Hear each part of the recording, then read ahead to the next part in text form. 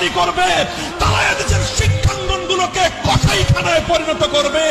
আমার মায়ের সন্তানেরা পড়তে গিয়ে লাশ হয়ে মায়ের করে ফিরে আসবে, এমন ছাত্র রাজনীতি আমরা দেখতে চাই না।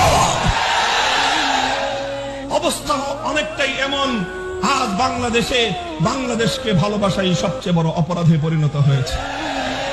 দেশের স্বার্থে কথা বলবেন, পিটিয়ে মারবে, অভিযোগ করবার কোনো জায়গা নাই।